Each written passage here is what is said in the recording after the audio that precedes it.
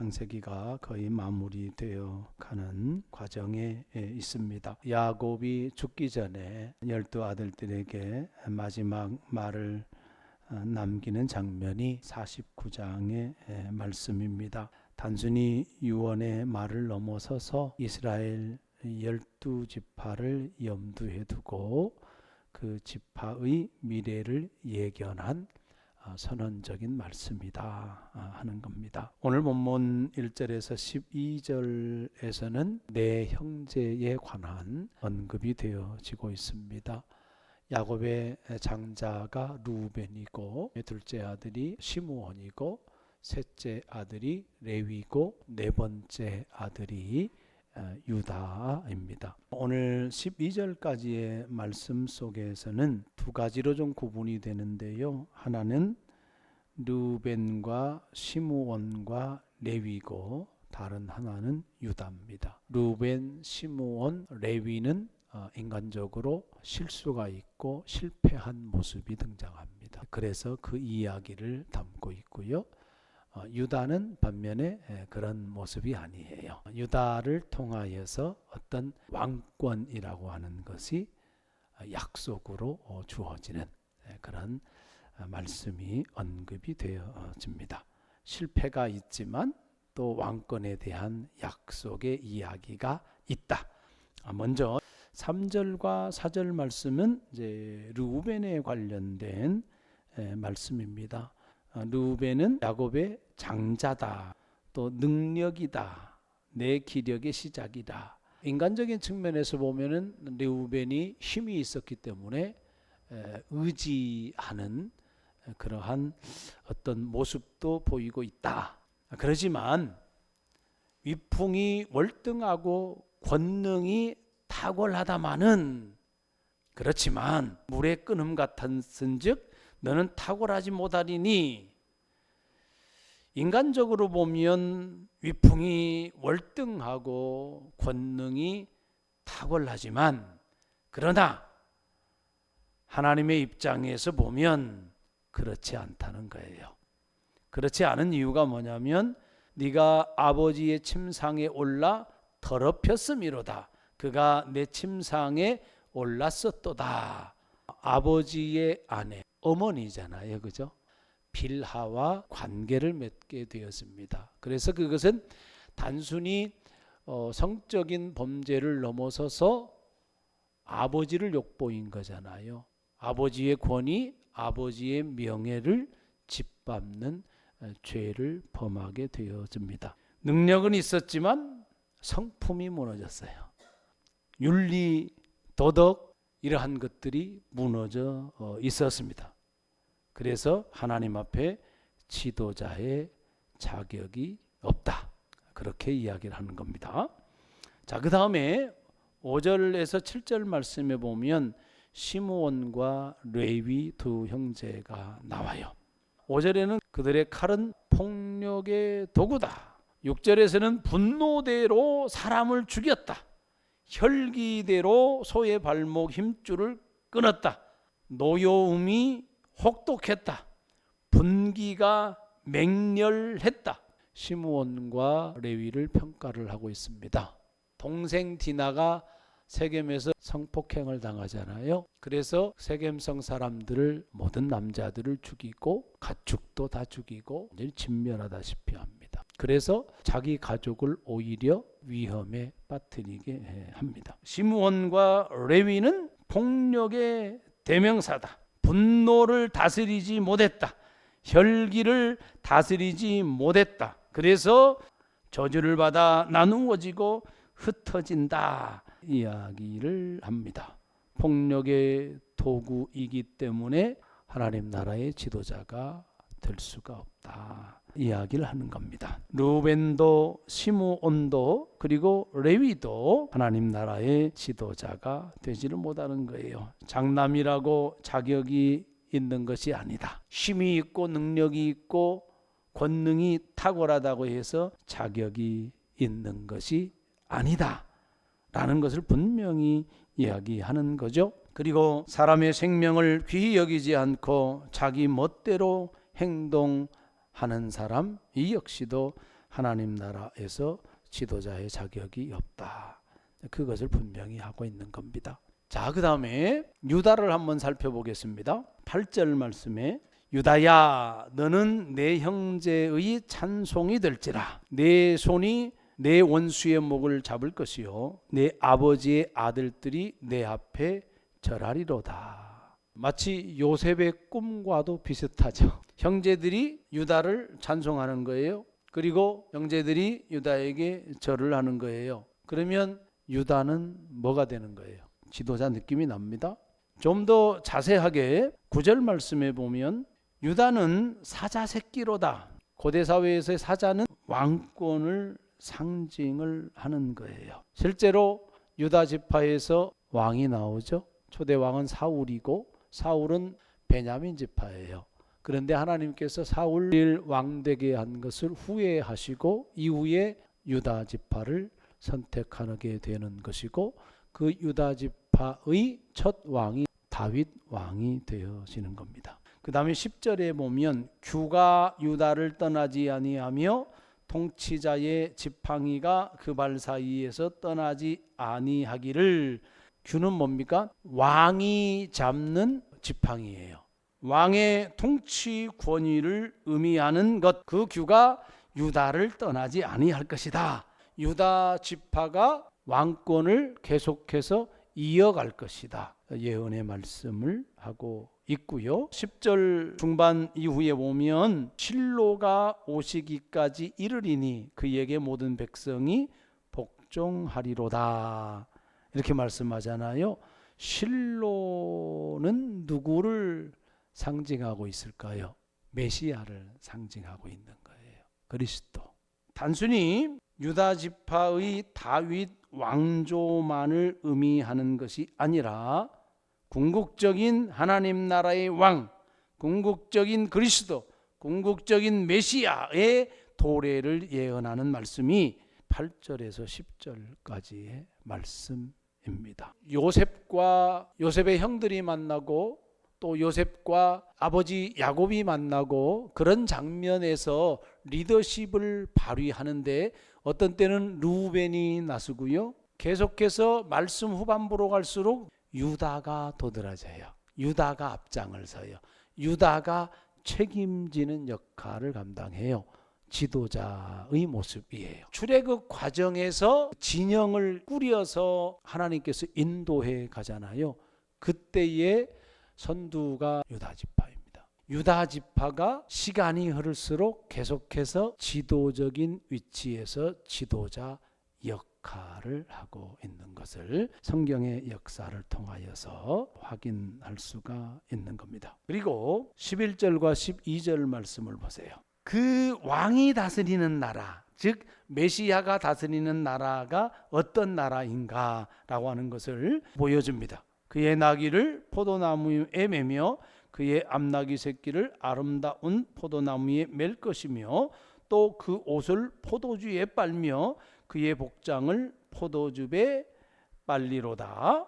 그의 눈은 포도주로 인하여 붉겠고 그의 이는 우유로 말미암아 희리로다. 우리가 이 말씀 속에서 좀 떠오르는 이미지는 풍성하고 먹고 마시고 행복하고 즐겁고 평화롭고 풍요로운 이미지예요.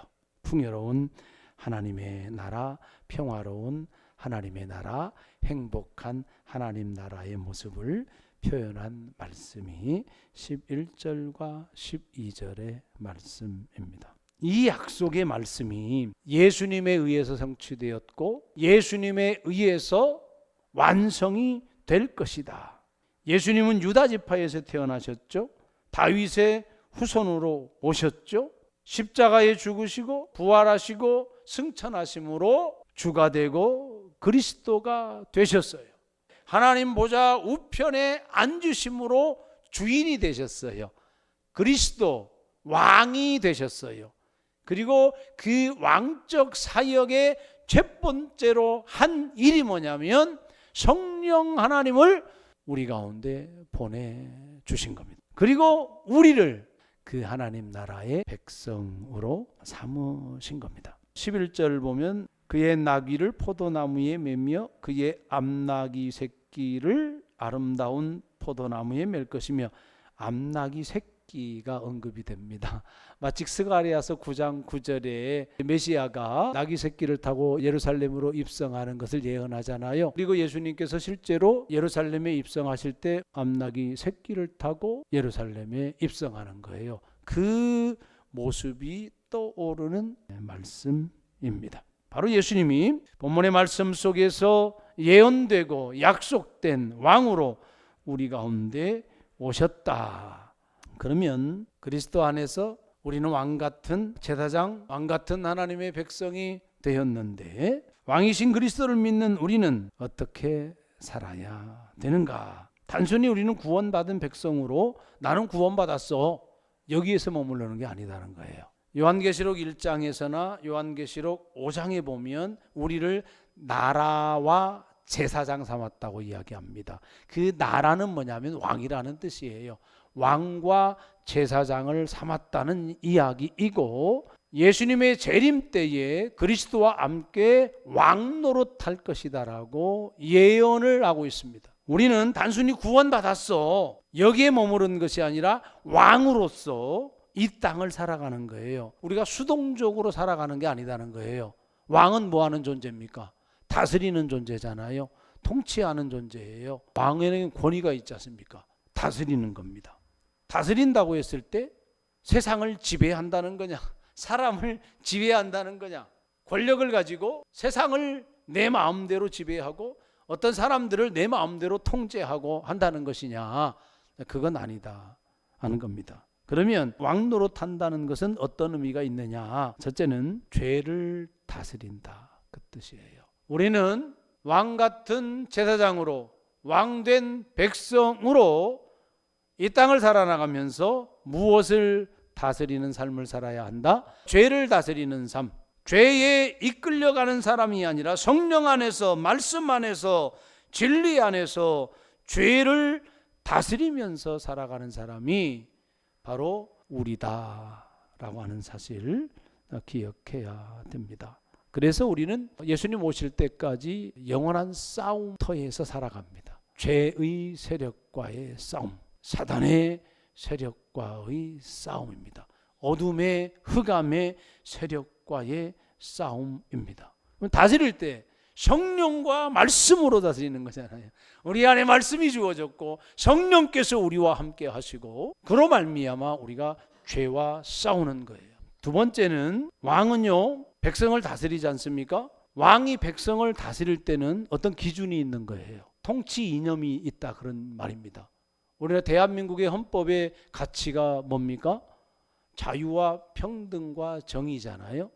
그러면 자유와 평등과 정의의 가치를 가지고 대통령이나 국회의원이나 뭐 사법기관이든 신념, 그 가치에 따라서 대한민국을 다스려야 되는 거예요.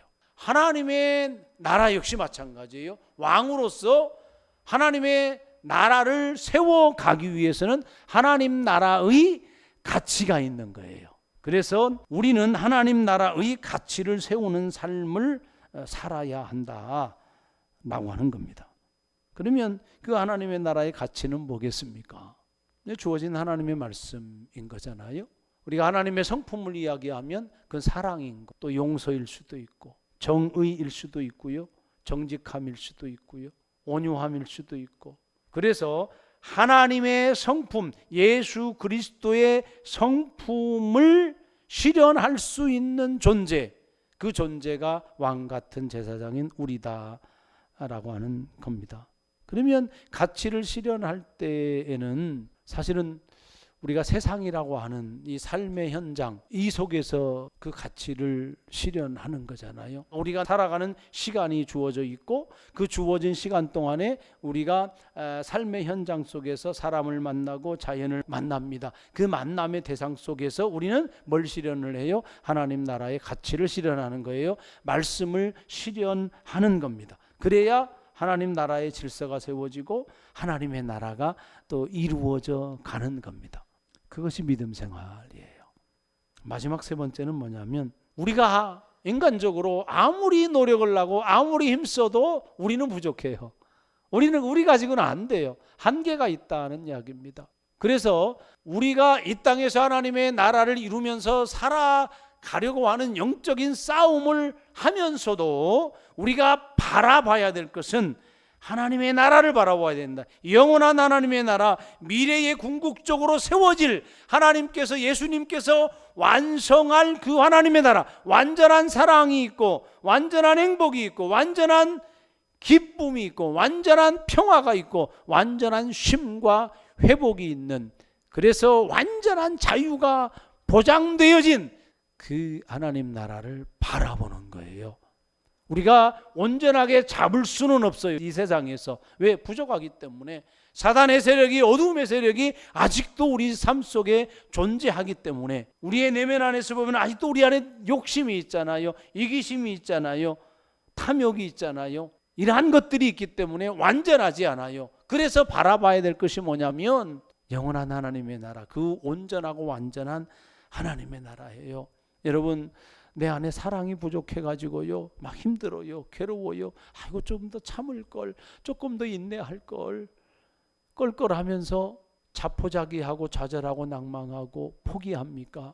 아니에요. 그리스도인들은 그런 삶이 아닙니다. 내가 사랑이 부족하기에 완전한 사랑을 바라보는 거예요. 내가 연약하기에 온전하신 그 나라를 바라보는 거예요. 내가 잘못이 있어요. 내가 여전히 죄를 범해요. 불의해요. 그래서 좌절해요? 아니에요. 뭘 바라봐야 돼요? 의로운 주님, 의로운 하나님의 나라, 그 나라를 바라보는 거예요. 완전하고 온전한 하나님의 나라를 바라보는 거예요. 그것이 우리의 삶입니다. 소망이 있으면 힘을 내는 거거든요. 바라보는 것이 있으면 지금 견딜 수 있는 거예요. 여러분, 제가 오늘 YWCA 80주년 그 기념식을 다녀왔어요.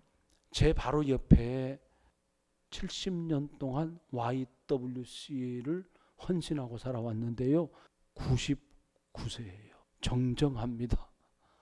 놀랬습니다. 존경스러워요. 피아노 반주를 30년 했대요.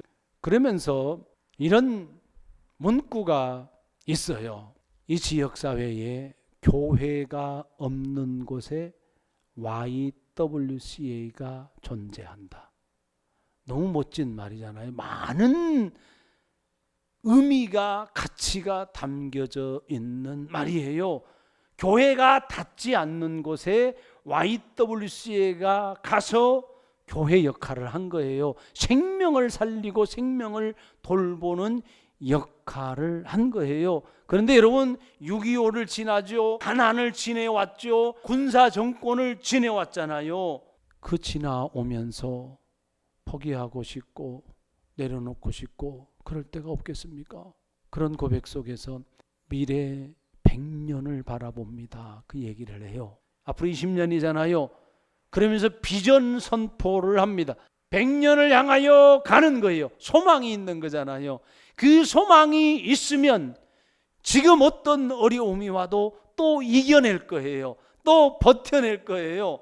그리고 20년 후에 같은 고백을 또 하지 않겠습니까? 여러분, 우리가 하나님의 사랑이 소망이면 지금 이겨내요. 하나님의 평화를 바라보면 지금 좀 불편하고 힘들어도 미래의 영원한 하나님의 평화, 평안을 바라보면서 지금을 이겨내는 겁니다. 그것이 왕같은 제사장의 삶인 겁니다. 말씀을 맺겠습니다. 오늘 본문의 말씀은 인간은 실패했어요. 그런데 하나님은 왕의 왕권의 약속을 주셨고, 그 약속은 다윗을 통해서 이어졌고 예수 그리스도 안에서 성취되었고, 그리고 예수 그리스도로 말미암아 완성될 것입니다. 놀라운 사실은 우리가 왕같은 삶으로 부름을 받았다는 겁니다. 우리는 세상의 가치에 끌려 사는 사람이 아니라 하나님 나라를 드러내며 살아가는 왕같은 백성이다. 죄를 다스리고 세상 속에서 하나님 나라의 가치를 세우고 장차 올 하나님 나라를 바라보며 살아가는 가는 이가 바로 우리들입니다. 이와 같은 왕 같은 삶을 살아가는 우리 모두가 되기를 주의 이름으로 축복합니다.